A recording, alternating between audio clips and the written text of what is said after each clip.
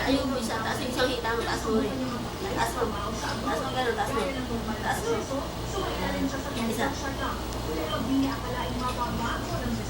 Yan, ganda yan. Para yung dugo eh. Na gano'n. Liit na nga yung dati. Wala naman kasi. Wala na, ano? Ito lang ko din.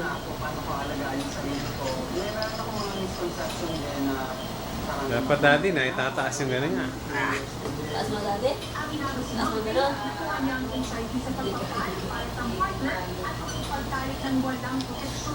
Ano ba yun dati? Nakakasipa pa ba yan to? Ano dyan ba yung kamay ko?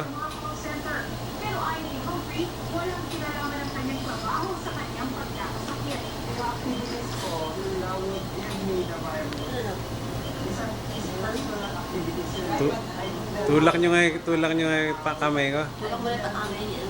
Isa-isa lang. Yung munang pa. Okay. Tulak mo lang si Paino gano'n.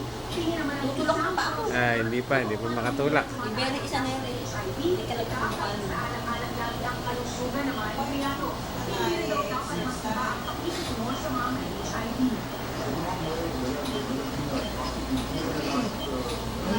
Yung si Dr. Marivic.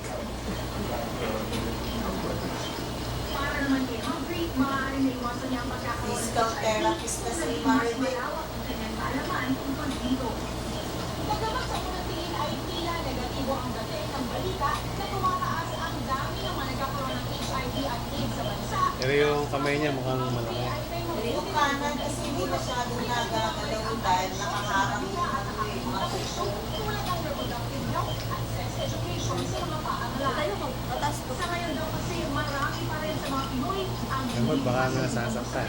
at di pa rin maiwasan na makaranas ng diskriminasyon ang mga katulad ng mga grupo. Zen Hernandez, Patron ng Pilipino.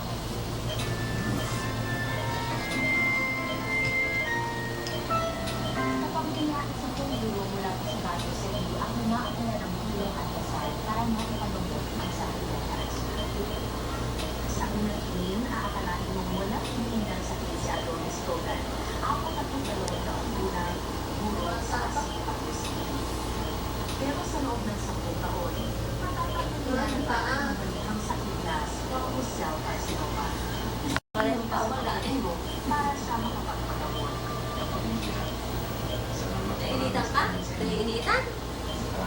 Pag pinaas mo yung tundok mo. Pumunta na kita. May sama ako sa dalangin niya sa Panginoon.